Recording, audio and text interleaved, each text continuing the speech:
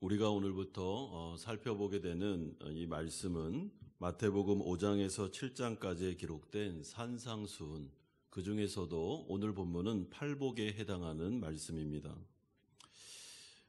이 마태복음을 보실 때 중요한 개념이 있는데 그 중에 두 가지가, 하나는 하나님의 나라, 천국이라고 표현되는 하나님의 나라가 있고, 또 하나는 의라는 개념이 있습니다. 여기서 이 하나님의 나라는 구약에서 준비되었다가 예수님을 통해서 하나님의 나라가 이 땅 가운데 임하여 시작되었고, 그리고 완성을 향해서 나아가는 그 나라를 말합니다. 그러니까 과거에 우리가 배웠던 것처럼 예수 믿으면 천국 간다라는 그런 단편적인 의미가 아니고, 이것은 굉장히 포괄적이고 입체적인 의미입니다. 그래서 예수님을 믿고 회심하면 그분은 바로 그 순간에 하나님의 나라로 들어갑니다. 그리고 하나님 나라 백성이 됩니다. 그래서 어떻게 보면 이중국적을 갖는데, 하나님의 나라 백성이면서도 이 세상 나라에서 살아야 되는 그런 삶이 시작됩니다. 그렇기 때문에 사실은 처음에는 정체성의 혼란을 겪습니다. 하나님의 나라, 하나님의 법, 하나님의 윤리대로 살면서도 이 세상에서 어떻게 적응하면서 살 수 있을까라는 여러 가지 고민이 생기게 됩니다. 그리고 그 하나님의 나라에 들어가서 이 세상 가운데 성화의 과정을 잘 보내고, 그리고 완성될 하나님의 나라에 이제 영원히 들어가서 살게 되는 것, 그것이 성도의 인생이다라고 생각하시면 됩니다. 또한 마태복음에 나오는 의라는 개념은 쉽게 말하면 하나님의 뜻이라고 보면 됩니다. 그러니까 하나님이 원하시는 뜻, 하나님이 원하시는 삶, 이것이 의라고 보시면 되고, 이런 점에서 예수님은 이 땅 가운데 하나님 아버지의 뜻을 이루기 위하여, 의를 이루기 위하여 이 땅 가운데 오셨고, 또 하나님의 뜻이 실현될 수 있도록 그분이 공생애를 살아가셨습니다. 그러므로 이 하나님의 나라, 천국이라는 개념과 하나님의 의라는 개념을 잘 이해하고 이제 마태복음을 보면 마태복음이 잘 이해가 될 수가 있습니다. 이 산상수훈은 하나님 나라 백성들의 특징과 하나님 나라 백성들은 어떤 윤리를 가지고 살아야 되는지를 말씀하고 있습니다. 여러분, 지난주에 우리가 마태복음 4장 마지막 부분을 보면서 회개하라 천국이 가까이 왔느니라 라고 예수님이 선포한 다음에, 하나님의 나라를 선포한 다음에 하나님의 윤리, 그리고 그 나라 백성들의 특징이 나오는 것을 볼 때 이 마태복음의 구조가 참 잘 되어 있구나라는 것을 생각할 수 있습니다. 그리고 이제 5장에서 7장까지 하나님 나라 백성들은 이렇게 살아야 된다, 이런 특징을 갖는다라고 말씀해 주므로 우리가 이 말씀을 찬찬히 잘 살펴보면 내가 회심한 크리스찬이 맞는지, 아니면 아직 여전히 회심하지 않은 세상에 속한 사람인지를 분별할 수 있고, 또한 이 말씀을 찬찬히 잘 읽어보면 내가 어떻게 살아야 되는지라는 부분도 우리에게 해답을 주고 있습니다. 그래서 이제부터 시작될 이 산상수훈을 잘 해석해서 우리의 삶에 적용할 때 영적인 유익이 있다고 생각합니다. 첫 번째로 우리가 살펴볼 내용은 첫 번째 복 있는 부류의 사람들의 특징으로서 하나님과의 바른 관계가 회복된 자들이 1절에서 4절 그리고 8절에 나오고 있습니다. 여러분, 1절에서 2절을 보면 이 팔복에, 아니면 산상수훈의 서론을 말하는데, 예수님이 산으로 올라가셨습니다. 그때 많은 무리들이 예수님을 따라왔습니다. 그런데 산에서 사실은 예수님이 자신의 말씀을 전하고 싶었던 부류가 있는데 그 사람들은 제자들이었습니다. 여러분, 1절에 보시면 예수께서 무리를 보시고 산에 올라가 앉으시니 제자들이 나온지라 입을 열어 가르쳐 이르시되. 여기서 이 산이라는 것은 유대인들에게 있어서는 하나님의 계시가 주어지는 거룩한 장소를 말합니다. 거기서 예수님은 제자들에게 따로 무언가를 가르치고 알려주기를 원하셨습니다. 그런데 이 당시 무리들이, 그러니까 예수님을 믿지 않는 자들도 그 산 위로 많이 몰려와서 예수님의 말씀을 듣고자 하셨습니다. 이런 정황으로 볼 때 우리가 좀 생각할 수 있는 것은, 사실은 이 산상수훈은 예수님을 믿는 자들에게만 주신 것입니다. 그리고 제자들에게 특별히 가르치기를 원했는데 소극적인 태도를 가진 무리들에게도 이렇게 말씀이 전해지는 것을 통해서 그 가운데 제자들도 있고 무리들도 있었구나라는 것을 여러분 잘 생각하셔야 됩니다.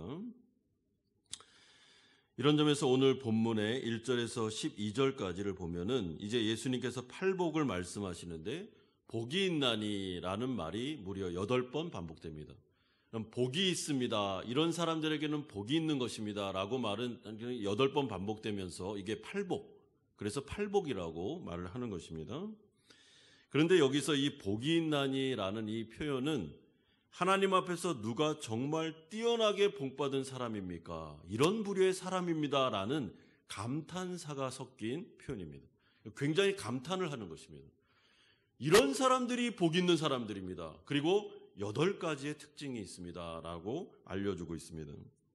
그런데 오늘 본문을 찬찬히 잘 이렇게 들여다보면요, 이 8가지 복 있는 사람이 3부류로 이렇게 나눌 수가 있습니다. 저는 오늘 그 3부류로 나눠서 이 본문을 해석하려고 하는데, 이 8가지 복받은 사람들의 이야기는 사실은 이 세상 사람들이 생각하는 가치관과 세계관을 완전히 뒤집어 엎는 것들입니다. 그러니까 세상 사람들이 보는 관점에서 보면은 전혀 복이 아닙니다. 이거는 복은커녕 이것은 불행이고 불운한 것으로 바라보는 것, 이것이 바로 이 팔복의 특징입니다. 그렇기 때문에 예수를 믿어 회심한 사람들이 아니면 여러분 이 말씀을 이해할 수가 없고 이 말씀을 받아들이고 그대로 적용하면서 살아가기가 어렵습니다. 하나님의 나라는 하나님의 나라 백성들, 성령의 관점과 하나님께서 그 사람의 영적인 눈을 열어줘야만 이해하게 되는 그런 특징을 가지고 있습니다. 그래서 우리가 이 성경 말씀을 설교를 들을 때 아니면 가르침을 받을 때 어떤 분들은 똑같은 말을 듣는데 전혀 이해를 하지 못할 뿐만 아니라 이 말씀이 마음에 와닿지도 않고 때로는 거부감이 들면서 저 말 정말 듣고 싶지 않다, 지겹다 라고 반응하는 분들이 있는데 그분들은 무리에 속한 것입니다. 영적으로 눈이 감겨져 있고 세상에 몰입되어 있기 때문에 하나님의 말씀이 너무나도 멀리 느껴지는 것이죠. 그런데 회심한 크리스찬들, 영적으로 눈이 열린 사람들은 오늘 본문에 나오는 이 특징들을 보면서 은혜를 받습니다. 그리고 마음의 문이 열리면서 이 말씀은 내 말씀이야, 이거는 나에게 너무나도 정말 필요한 말씀이야 라고 생각하면서 이 말씀이 그대로 막 흡수되기 시작하고 적용되기 시작하는데 그 사람은 영적으로 눈이 열린 것입니다. 그래서 예수님은 사실은 제자들에게는 말씀을 공개적으로 말했지만 무리들에 대해서는 항상 비유로, 그들이 회심하여 구원받기를 원하지만은 이 말씀을 받아들일 수 없기 때문에 비유로 말씀을 많이 하셨습니다. 이런 점에서 우리가 성경을 대할 때 또한 신앙생활을 할 때 제일 중요한 첫 번째 단추는 회심하는 것입니다. 믿지 않는 가족을 예배당까지 데려왔을 때 제일 먼저 해야 되는 1번 기도 제목은 회심입니다. 그래서 영적인 눈이 열려야 됩니다. 그러면 이 말씀이 이제 막 들어오기 시작합니다. 그러면 예수님께서 말씀하신 첫 번째 복 있는 사람의 부류는 어떤 사람들인가? 3부류가 나오는데 3절에서는 심령이 가난한 자들이 나오고 4절에서는 애통하는 자들이 나오고 8절에서는 마음이 청결한 자들이 나오고 있습니다. 여러분, 여기서 심령이 가난하다라는 말을 어떤 주석가가 이렇게 설명을 했습니다. 세상적인 결핍으로 인해서 하나님을 의지할 수밖에 없도록 내몰린 자들이다라고 이 부분을 해석했습니다. 근데 저는 굉장히 이 해석이 잘 돼 있다라고 생각합니다. 왜냐하면 이 결핍이라는 단어를 잘 기억하시고 또 하나는 내몰릴 수밖에 없었다라는 것을 표현을 여러분 잘 귀담아 들으시면 이게 이해가 됩니다. 여기서 말하는 결핍이라는 것은 이 세상에서 나에게 주어진 고난을 말합니다. 그러니까 경제적으로 어렵든지 아니면 그런 자녀의 문제가 나에게 있든지 아니면 건강상의 결핍이 있든지 아니면 수많은 모든 것들을 총망라해서 내 힘으로는 감당할 수 없는 어떤 일이 나에게 주어져 그게 나의 일상의 결핍으로 느끼고 있는 것을 말하는데, 그럴 때 그 사람은 내 힘으로 감당할 수 없는 일이 벌어졌기 때문에 하나님을 의지할 수밖에 없는 자리로 내몰리게 되는 것이죠. 그러니까 이것은 인간의 힘으로는 불가능하다. 이거 하나님이 안 도와주면 안 된다. 안 그러면 나의 이 결핍은 해결할 수 없다라고 하면서 그의 마음속에 심령이 막 가난해지면서 하나님을 의지하는 태도로 그의 인생이 맞춰지는 것. 이것이 바로 심령이 가난한 자들의 특징입니다. 그렇기 때문에 이런 사람들은 애통하게 됩니다. 여러분, 이 세상에 결핍이 많은 사람은 슬픔이 많습니다. 그리고 눈물이 많습니다. 물론 막 겉으로 이렇게 드러내서 우는 건 아니지만 사실은 이 슬픔이 여기까지 이렇게 복받쳐 있습니다.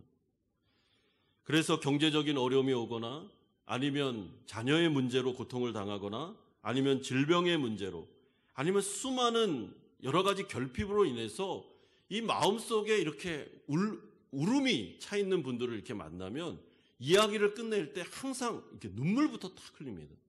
마음이 너무나도 가난해져 있어서 그런 것이죠. 그리고 하나님 앞에 나와 예배할 때도 그렇게 눈물이 많습니다. 왜냐하면 오늘 하나님께서 나에게 은혜를 안 주면 내가 살아갈 힘이 없고 나의 지금 일상이 너무나도 고되고 너무나도 슬프기 때문에 하나님 앞에 나와서 애통할 수밖에 없는 것이죠. 그리고 이 애통이라는 것은 자신의 죄로 인하여 슬퍼하는 것도 말합니다. 죄와 피 흘리기까지 싸움에도 불구하고 이 죄의 권세와 세력이 너무나도 힘겹기 때문에 하나님 앞에서 자신을 바라보며 겸손하게 애통하는 것입니다. 하나님, 제가 죄인입니다. 이 죄의 권세가 너무나도 강력합니다. 마치 세리가 그 주님의 존전에 나와서 애통하며 기도했던 것처럼 죄와 싸워본 사람은 애통할 수밖에 없다라는 것을 알려주고 있습니다. 그러므로 이런 사람은 마음이 청결하게 되는데, 여기서 마음이 청결한다는 말은 한 마음, 한 뜻을 의미합니다. 그러니까 두 마음이 아닙니다.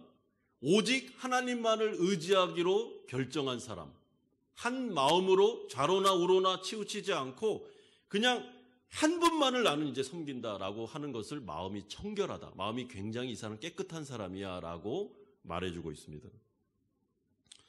그러므로 이 세 부류의 사람들을 이렇게 공통적으로 말하면 인생의 어려움과 고난과 결핍으로 인하여 그게 매개체가 돼서 하나님을 만났고 하나님을 의지하게 되었고 오직 하나님만을 나는 섬기겠다라고 고백한 사람, 이런 사람들은 이 세상에서 슬픔이 많고 애통이 많고 또한 인생이 고단하고 어렵다 할지라도 하나님 나라 관점으로 보면 복 있는 사람이다. 와, 너무나도 복 받았다라는 이야기를 오늘 해주고 있습니다. 여러분, 이런 점에서 보면 이 세상의 관점과 하나님 나라 관점이 너무나도 다릅니다. 만약에 세상 사람들의 렌즈를 통해서 이런 부류의 사람들을 보면 여러분 복 받았다고 하겠습니까? 맨날 결핍 때문에, 어려움 때문에, 고난 때문에 마음에 막 울분이 그리고 슬픔이 가득 차 있습니다. 인생을 생각할 때 늘 고단합니다. 인생이. 예배를 드릴 때는 너무 좋은데 또 삶의 현실로 가면은 또 이 인생의 무게가 나에게 짊어져 있습니다. 그래서 마음이 얼마나 가난한지 하나님만을 의지하고 주님께 나와 기도할 수밖에 없고 하나님께 매달릴 수밖에 없는 위치로 내몰린 사람들, 세상적으로 보면 안 됐고 참 불행하고 이런 사람들이죠. 그러나 하나님의 나라 관점으로 예수님의 말씀에 의하면 가장 복된 사람들이다. 왜냐하면 이들이 하나님을 알았고 하나님을 만났고 하나님을 소유했기 때문이다라고 알려주고 있습니다. 그러므로 오늘 본문에 보면 이 세 부류의 사람들에게는 약속이 주어져 있습니다. 3절에 심령이 가난한 자들에게는 천국이 주어지게 되는데, 여기서 말하는 천국은 하나님의 통치를 말합니다. 그 사람들의 인생은 하나님께서 통치해 줄 거다, 하나님께서 이끌어 줄 거다라고 약속합니다. 4절에 애통하는 자들에게는 위로가 주어질 텐데 이 위로는 하나님의 용서와 회복을 의미합니다. 또한 8절에 나오는 마음이 청결한 자들에게 주어지는 복은 하나님을 보게 되는 일이 일어나게 되는데, 이것은 하나님과의 친밀한 교제를 말합니다. 그러니까 예전에 구약에 보면 하나님께서, 여호와 하나님께서 모세에 대해서 이야기할 때 나는 모세를 대면하여 얼굴과 얼굴을 보면서 모세와 이야기한다라고 말씀한 적이 있습니다. 여러분, 이게 무슨 말입니까? 나는 모세와 굉장히 친한 사람이다. 우리는 친밀한 교제를 나눈다. 그렇기 때문에 뭐 저기 멀리서 막 전화 통화하거나 이렇게 안 하고 얼굴과 얼굴을 대하여, 우리로 따지면은 이렇게 차를 마시면서 이렇게 자유롭게 이야기할 수 있는 관계다 라는 것이 거기 포함되어 있습니다. 그러니까 이 말은 이런 부류의 사람들과는 하나님이 굉장히 친밀하게 가까이 대하면서 그들의 인생을 통치해주고 위로해주고 눈물을 닦아주고 붙잡아주면서 그들과의 인생을 동행해 주겠다라는 의미로 이 약속을 주고 있습니다. 여러분, 이런 점에서 복의 근원은 하나님이 맞습니다. 복의 근원 강림하사, 이런 찬양도 있는데, 여러분, 복이라는, 성경에서 말하는 이 복이라는 거에 그냥 어떻게 보면 실체는 하나님이십니다. 그렇기 때문에 이 세상에서는 가난하고 결핍이 많고 다른 사람이 볼 때 불행한 사람이야 라고 말해도 복의 근원 되시는 하나님을 소유하고 있기 때문에 이 사람은 복된 사람입니다. 하나님을 만났기 때문에. 그래서 그 가난이나 결핍은 사실은 하나님께서 허락하신, 하나님께로 인도하는 매개차가 된 것이죠. 이런 점에서 우리가 이 세 부류의 사람들을 생각하면서 나의 자신을 점검하셔야 됩니다. 여러분, 나는 마음이, 심령이 가난합니까? 하나님만을 의지하고 있습니까? 또한 이 세상의 결핍으로 인하여 슬픔이 많아 하나님께로 나아가는 사람이 맞습니까? 또한 내 마음은 청결하여 오직 하나님 외에는 다른 신을 두지 않고 나는 하나님만을 섬기겠다라고 결심한 분들이 맞습니까? 그러면 오늘 본문에 적어도 따르면, 예수님의 말씀으로 따르면 복 있는 사람이 맞습니다. 두 번째 부류의, 복 있는 사람 부류의 특징이 나오는데, 이웃과의 바른 관계가 회복된 자들이라고 5절, 7절, 9절에 말씀합니다. 여러분, 5절에 보시면 온유한 자들이 나오고, 7절에 긍휼히 여기는 자들이 나오고, 9절에 화평하는 자들이 나오고 있습니다. 여기서 이 온유하다라는 말은요, 하나님과의 바른 관계를 통해서 하나님의 용서와 치료와 은혜를 매일같이 경험하고 있기 때문에 다른 이웃과 사람에 대해서 마음이 여유로워지고 부드러워진 사람을 말합니다. 그러니까 이 사람은 인생을 사는데 늘 하나님 앞에 은혜를 받습니다. 또 죄에 넘어졌습니다. 하나님께서 또 용서해 주셨습니다. 또 넘어졌습니다. 또 용서해 주셨습니다. 하나님의 은혜를 아는 사람. 와, 이거는 진짜 하나님의 은혜가 내 인생에 넘치는구나라는 것을 아는 사람은, 이 은혜가 충만한 사람은 다른 사람을 대할 때 마음에 여유의 공간이 많다는 것입니다. 왜냐하면 내가 은혜를 받은 사람인데 내가 다른 사람에게 은혜를 안 베풀면 그게 말이 되겠습니까? 그래서 이 사람은 어떻게 하냐면 다른 사람에게 긍휼을 베푸는 사람입니다. 여러분, 다른 사람을 막 이잡듯이 잡으면서 너 이것도 못했지 저것도 못했지 그러면 혼나야 돼 이렇게 하는 게 아니고, 내가 죽을 죄인이었으며 내가 하나님 앞에서 엄청난 은혜를 받은 사람이기 때문에, 긍휼을 받은 사람이기 때문에 다른 사람에 대해서도 불쌍히 여겨주는 태도를 갖게 된 사람, 이게 바로 긍휼히 여기는 사람입니다. 여러분, 이런 점에서 나에게는 긍휼이 많습니까? 여러분, 특별히 나하고 제일 가까이 있는 가족들에 대해서, 나의 남편이나 나의 자녀들에 대해서 여러분 긍휼이 있으십니까? 이 아이들, 이 자녀들을 내 마음속에 받아들일 여유 공간이 내 안에 있습니까? 얘도 은혜가 필요하다. 얘도 긍휼이 필요해. 진짜 얼마나 정말 인생을 힘들게 사니? 그러면서 그들을 불쌍히 여겨주는 마음이 있느냐는 것입니다. 그래서 다른 사람에 대하여 온유하고 다른 사람에 대해서 긍휼이 많은 사람은 당연히 화평을, 샬롬을 이룰 수밖에 없는 것이죠. 여러분, 여기서 이 화평은 샬롬, 그러니까 내 마음속에 샬롬이 임한 사람은 다른 사람에 대해서도 샬롬을 선포할 수밖에 없습니다. 그런데 우리가 인생을 살다 보면 어떤 분들을 이렇게 딱 대할 때 때로는 내 자신이 여유가 없을 때가 많습니다. 여유가 없는 사람의 특징은 계속 관계성이 부딪힙니다. 그러니까 마음속에 시기와 질투와 또한 이 마음속에 내 마음속에 내가 샬롬이 없고 내가 은혜가 없고 이렇기 때문에 다른 사람에 대해서도 당연히 은혜가 없죠. 그래서 맨날 부딪힙니다. 다투고 싸우고. 그런데 그 사람에게 문제가 있는 게 아니고 첫 번째 문제는 내 안에, 내 심령 안에 문제가 있는 것입니다. 마음에 너무나도 하나님의 은혜와 화평과 기쁨과 충만이 없기 때문에 다른 사람을 용납할 수도 없고 받아들일 수도 없고 다른 사람을 배려할 수도 없고 늘 이기적으로, 늘 나중심적으로, 늘 공격적으로, 늘 경쟁적으로 인생을 살다 보니까 얼마나 인생에 여유가 없겠습니까?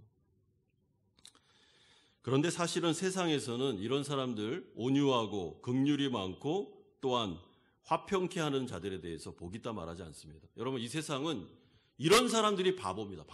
바보 중에 바보죠. 왜냐하면 이 경쟁이 심한 사회에서 다른 사람에 대해서 배려해주고 다른 사람이 먼저 유익하게 해주고 다른 사람을 불쌍히 여겨서 양보하고 화평을 이루기 위해서 손해보고 악을 악으로 갚지 않고 바보입니다. 바보. 완전히. 이 세상에서는 이렇게 가르치지 않습니다. 복 있는 사람은 경쟁적이고 복 있는 사람은 다른 사람을 짓밟고 일어나야 되고 복 있는 사람은 악한 일을 당했을 때 몇 배로 갚아줘야 되고 그래서 그 사람을 완전히 밟아버려야 되고 그래야 복된 인생 살 수 있다라고 가르치지 않겠습니까? 그러니까 어떻게 보면 이 세상의 가치관과 세계관과 완전히 정반대 이야기를 해주고 있습니다. 여러분, 그러면 이 사람들에게는 어떤 은혜와 어떤 약속이 복이 주어질까요? 5절에 보면 온유한 자들에게는 땅을 기업으로 받는 복이 주어질 거라고 말합니다. 근데 여기서 땅을 기업으로 받는 이것은 구약적인 배경을 갖는 것인데 예를 들어서 이스라엘 백성들이 바벨론이나 아수르 포로로 잡혀갔다가 다시 회복되어서 자신의 고국으로 들어와서 땅을 다시 얻는 것을 말합니다. 그러니까 이것은 땅을 기업으로 받는다는 것은 회복을 의미하는 것입니다. 그러니까 다른 사람에 대해서 온유한 마음을 가지고 그리고 참 하나님 앞에서 바르게 살기 위해서 노력하는 사람은 하나님께서 그의 인생에 회복을 경험하게 하십니다. 그의 인생에 하나님의 나라가 임하게 하십니다. 그래서 자꾸만 관계가 회복되고 하나님의 기쁨이 충만해지면서 풍성해집니다. 인생 자체가. 이 세상에서도 인생이 회복될 뿐만 아니라 완성될 하나님의 나라에 가면 완벽하게 회복된 나라를 경험하게 하십니다. 이게 온유한 자들에게 주어지는 복입니다. 7절에 보면 긍휼히 여기는 자들에게는 하나님께서 긍휼히 여겨줄 거라라는 복이 주어집니다. 여러분, 내가 하나님 앞에서 은혜를 받았습니다. 늘 긍휼히 여기기 때문에 다른 사람에 대해서 여유가 많아요. 그래서 이 사람이 좀 잘못해도 불쌍히 여겨줍니다. 그래서 내가 기도해 줘야지. 얼마나 인생이 고달면 저렇게 화를 내겠나. 얼마나 인생이 고달프면 저렇게 맨날 부딪히면서 살겠나. 저 영혼을 위해서 내가 기도해 줘야지. 이렇게 여기는 사람은 하나님이 또 어떻게 한다고요? 더 긍휼히 여겨준다는 거예요. 야, 네가 진짜 내 백성답게 이렇게까지 사람들에게 여유가 있어? 이렇게까지 불쌍히 여기는 마음을 갖고 있어? 그럼 나는 더 불쌍히 여겨줄게. 더 용서해줄게. 더 너를 받아줄게 하면서 하나님과의 관계가 굉장히 깊어집니다. 9절에 보면 화평케 하는 자들에게 주어지는 복이 있는데 하나님의 아들이라고 일컬음 받는, 그러니까 하나님의 아들이라고 불리는 은혜가 주어집니다. 이것은 이런 뜻입니다. 이 사람들은 내 아들입니다. 내 자녀들입니다. 여러분, 이것을 누가 들었죠? 마태복음에 보면 세례받을 때 예수님께서 성부에게 들은 호칭입니다. 여러분, 성부께서 예수님이 세례받으실 때 내 사랑하는 아들이다 라고 말씀하셨을 때는 그 안에 복받치는 감정이 포함된 것입니다. 내가 정말 애지중지하는, 내가 진짜 귀하게 여기는 보배 중에 보배, 내 아들이다, 독생자다 라는 말씀이 포함되어 있습니다. 그러니까 하나님께서 화평케 하는 자들을 바라보면서 내 아들이라고 불릴 거야 라고 말하는 것은 감정이 하나도 없이 말하는 게 아니고 감정이 엄청나게 들어와 있는 표현입니다. 이들은 내 백성이다. 내가 애지중지하는 내 사랑하는 자녀들이야. 그러니까 이렇게 화평을 이루는 거 바빠. 엄청난 나의 정말 사랑하는 백성들이다라는 의미가 포함되어 있습니다. 여러분, 우리가 인생을 살 때 부모님이 만약에 나에게 오셔서 야, 내 사랑하는 아들! 퇴근해서 딱 왔는데 보자마자 내 사랑하는 아들, 내 사랑하는 딸 어디 있어? 라고 말한다면 여러분, 그 말로만 그치는 적이 있습니까? 그 다음에 뭐가 또 따라오죠. 오늘 뭐 먹을래? 이런 게 따라오지 않습니까? 내 사랑하는 아들 다 말해, 다 사줄게. 왜냐하면 그 감정이 막 복붙여서 그런 것입니다. 하나님께서 내 사랑하는 자녀다라는 말 속에는 내가 모든 것 다 준다, 이런 의미가 포함되어 있습니다. 그러니까 복이죠. 여러분, 이런 점에서 하나님과의 관계가 회복되었기 때문에 다른 사람의 관계에서도 온유하고 긍휼이 많고 또 화평을 이루면서 사는 그들에 대해서 예수님께서 진짜 복받은 사람들이다, 하나님께서 가만히 두지 않을 거다, 하나님께서 엄청난 복을 베풀어 줄 거다라고 말씀합니다. 그래서 요한복음에 보면요, 제자들에게 예수님이 말씀하실 때 너희들이 서로 사랑하라라는 말씀을 굉장히 많이 주셨습니다. 그리고 이게 요한 1서에도 나오는데 너희들이 서로 사랑하면 내 제자가 될 거라고 말씀하셨습니다. 왜냐하면 그것이 하나님 나라의 특징이기 때문에 그렇습니다. 그래서 만약에 어떤 사람이 정말 하나님을 잘 믿는다고 하면서도 다른 사람에 대해서 사랑이 없거나 아니면 여유가 없거나 냉랭하거나 자기중심적이다라고 한다면 둘 중에 하나입니다. 회심하지 않았거나 아니면 신앙이 굉장히 어리거나 둘 중에 하나입니다. 그래서 열매로 그 나무를 알 수 있는 것처럼 우리가 다른 사람에 대한 언행과 다른 사람의 눈에 보이는 그 사람에 대한 태도를 보면 그 사람의 중심과 신앙을 알 수 있습니다.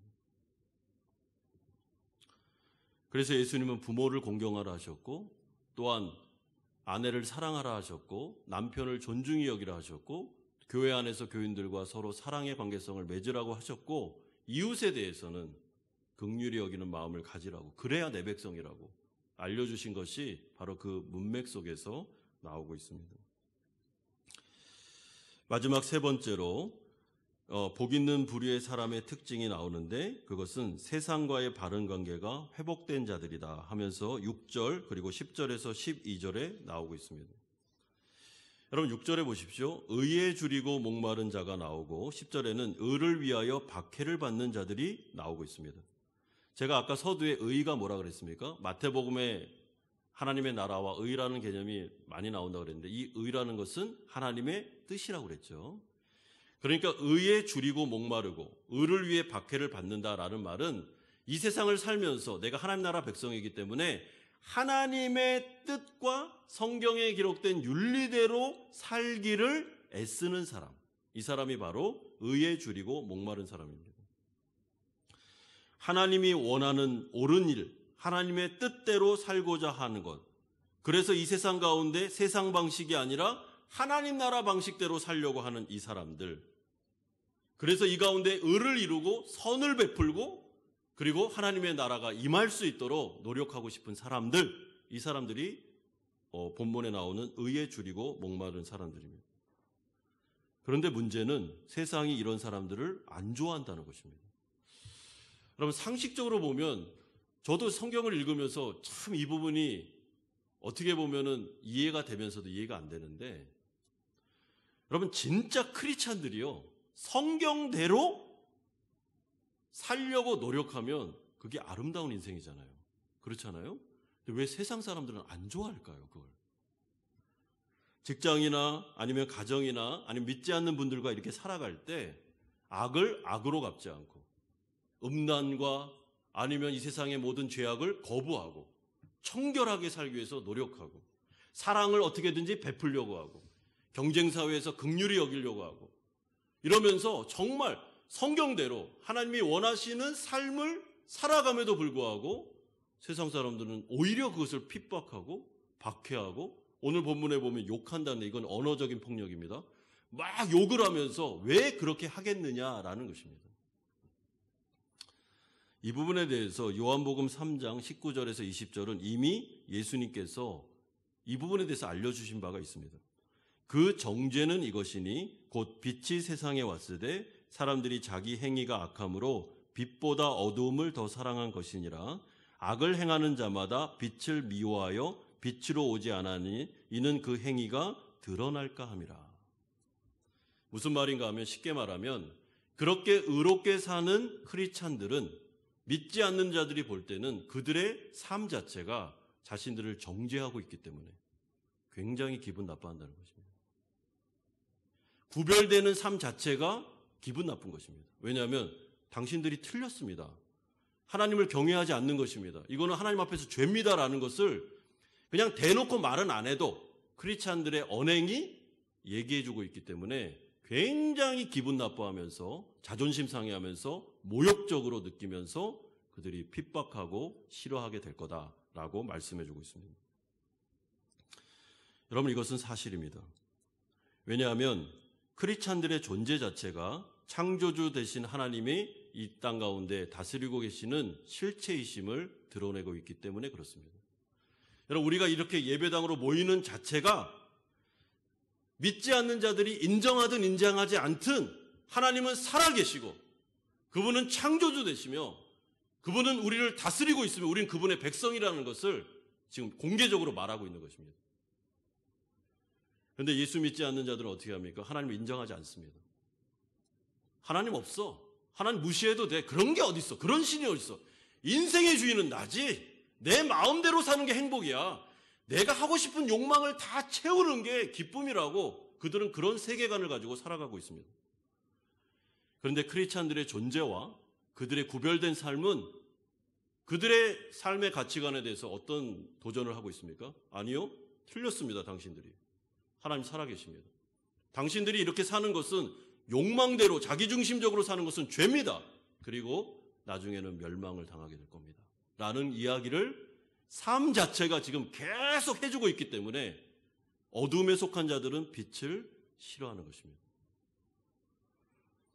그렇기 때문에 이들은 세상과의 관계가 이제 바르게 형성이 되었는데, 여러분, 이 세상에서 하나님의 뜻대로 하나님의 말씀대로 순종하면서 사는 자들만이 사실은 세상에 비치고 소금의 역할을 하면서 세상 사람들에게 도전을 주면서 사실은 이들을 하나님 나라 백성으로 인도할 수 있는 자격이 주어지게 됩니다. 여러분, 이들에게 주어지는 복이 무엇입니까? 10절에 천국이 그들의 것임이니라. 12절에 기뻐하고 즐거워하라. 하늘에서 너희의 상이 크미니라. 하나님의 통치와 하나님의 나라, 그리고 하나님의 나라에서 다스릴 수 있는 권세가 그들에게 주어지게 될 것임을 말씀해 주고 있습니다. 따라서 하나님 나라 백성들은요, 이 세상 가운데 여러분 하나님의 원리, 하나님의 뜻대로 살려고 결심하셔야 됩니다. 교회는 하나님의 원리대로 교회가 운영될 수 있도록 결심해야 됩니다. 절대로 세상의 방식이 들어오지 않도록 성경대로 그렇게 살 수 있도록 목회자를 중심으로 교회 전체가 구별된 곳으로 남을 수 있도록 노력해야 됩니다. 왜냐하면 거룩이라는 것은 성도와 교회에게서는 가장 결정적으로 중요한 것이기 때문에 그렇습니다. 만약에 소금이 맛을 잃으면 그건 소금이 아닙니다. 빛이 빛을 잃으면 빛이 아니죠. 교회와 성도가 거룩을 잃어버리면 그때부터는 밖에 버려져서 밟힐 뿐입니다. 그래서 계속 하나님의 말씀과 하나님의 뜻에 따라 걸어가야 되는데, 그때 성도들 또한 교회는 각오해야 되는데, 뭘 각오해야 되냐면 핍박을 당하고 막 욕을 먹으며 그리고 여러 가지 세상으로부터 거부감과 반대에 부딪힐 것을 당연히 그것을 생각하고 계셔야 됩니다. 왜냐하면 아까 설명드린 대로 이들은 성도들의 인생을 별로 좋아하지 않기 때문에 그렇습니다. 여러분, 그렇기 때문에 오늘 이 팔복을 통해서 예수님께서 지금 세 부류로 나눠서 강조해 주고 있습니다. 하나님과의 바른 관계가 회복된 사람, 그리고 이웃과의 관계가 회복된 사람, 또한 세상과의 관계가 바르게 정립된 사람. 이런 사람들에게는 하나님, 복의 근원 되는 하나님이 그들과 함께 하실 것이며 그들은 하나님 나라 백성이 될 것이고 하나님에서 통치하고 다스리고 회복시키는 은혜가 주어질 뿐만 아니라 일상을 살아갈 때 매일마다 긍휼히 여겨주고 용서해주고 하나님께서 은혜를 주고 회복시켜주는 그런 역사를 체험하고 끝내는 완성될 하나님의 나라에 들어가 그 나라에서 다스리는 위치에서 하나님 앞에 엄청난 영생을 누리게 될 것임을 말씀해주고 있습니다. 그러므로 오늘 본문을 통해 이 8가지의 시험지를 통해서 사실은 우리의 영적인 상태를 점검해 보실 수 있습니다. 여러분, 나는 마음이 가난한 사람이 맞습니까? 심령이? 나는 정말 애통하는 사람이 맞습니까? 그래서 마음이 청결하고 하나님만을 의지하는 사람입니까? 이웃과의 관계에서 온유하고 긍휼히 여기며 화평을 이루고 있습니까? 또한 나는 의에 줄이고 목마르고 의를 위하여 핍박받아도 당연한 것으로 여기며 흔들리지 않고 그 길을 계속 달려가고자 하는 사람이 맞습니까? 쉽게 말해 이 마태복음의 관점으로 보면 제자들이 맞습니까? 라는 질문입니다. 여러분, 나는 제자가 맞습니까? 아니면 무리입니까? 무리. 여전히. 이런 거 싫어. 난 이렇게 살고 싶지 않아. 나는 이 세상에서 내 욕망대로 내가 하고 싶은 대로 즐기면서 다 살 거야. 그러면서도 구원까지도 원한다면 그것은 팔복에 해당되는 삶은 아닙니다. 이런 점에서 내가 회심하여 구원받은 성도가 맞다면, 예수님의 제자가 맞다면, 여러분, 이 팔복의 관점에서 제가 약속할 수 있는 게 있는데, 그런 분들은 이미 하나님 앞에 복을 다 받았습니다. 이미. 여러분, 이 세상에서 가난해도 초가삼간에 살아도 가진 게 별로 없어도 결핍이 있어도 그분들은 이미 복을 다 받은 사람들입니다. 그 다음에 주어지는 것은 다 덤입니다. 덤. 왜냐하면 복의 근원 되시는 하나님을 소유했기 때문에, 하나님과의 바른 관계가 회복되었기 때문에 그렇습니다. 자, 그러면 구원받은 다음에 하나님 나라 백성으로 하나님 나라에 들어간 다음에는 이제 하나님 나라 백성답게 사셔야 됩니다. 여러분, 하나님이 우리 아버지잖아요. 이제는 하나님이 우리를 통치한다고 말합니다. 우리를 회복시켜 주시겠대요. 위로하고 용서하고 눈물을 닦아주고 나와 동행하고 하나님의 은혜를 주시겠다고 오늘 약속하고 있지 않습니까? 그러면 하나님 백성답게 염려하지 말고 하나님을 의지하면서 하나님께 기도하면서 하나님께 도움을 요청하면서 하나님의 통치를 구하면서 살아갈 때 하나님 나라 백성들은 능력 있는 아름다운 인생을 살아갈 수 있음을 말씀해 주고 있습니다. 사랑하는 성도 여러분, 하나님이 이제 우리 아버지가 되셨습니다. 하나님이 우리의 도움자, 목자가 되어서 우리 옆에 계십니다. 그런데도 이분을 등한히 여기고 내 삶은 내가 책임져야 돼 라고 하면서 계속 불안한 인생을 살아가고 있다면 그렇게 하면 안 됩니다. 하나님 나라 백성은 빨리 하나님께 달려가서 또 물어보고 또 짐을 맡기고 도와달라고 은혜를 달라고 말할 때 하나님께서 내가 다스려 줄 거다. 걱정하지 마라 라고 우리에게 말씀해 주십니다. 이런 점에서 만약에 아직도 예수님을 진정으로 믿지 않아 회심하지 않은 분들이 계시다면 여러분, 주 예수 그리스도를 믿고 그분을 나의 구주로 영접함으로 하나님 나라 백성이 되시기를 바랍니다. 그리고 예수님의 제자가 되어 그 안에서 주어지는 어마어마한 복, 정말 하나님 나라 백성들만 누릴 수 있는 엄청난 은혜와 복을 누리시기를 바랍니다. 그리고 교회당, 예배당으로는 모시고 왔지만 아직도 마음의 문을 열지 않은 가족들이 있다면 1번 기도 제목은 그들의 회심입니다. 그들이 회개하고 회심하여 예수님을 영접할 때 그들의 인생 속에도 하나님의 나라가 임하고 하나님의 통치가 임하고 하나님의 돌보심과 회복의 역사가 나타나게 될 것입니다. 이런 은혜가 우리 모든 성도님들에게 있기를 주 예수 그리스도의 이름으로 축원드립니다.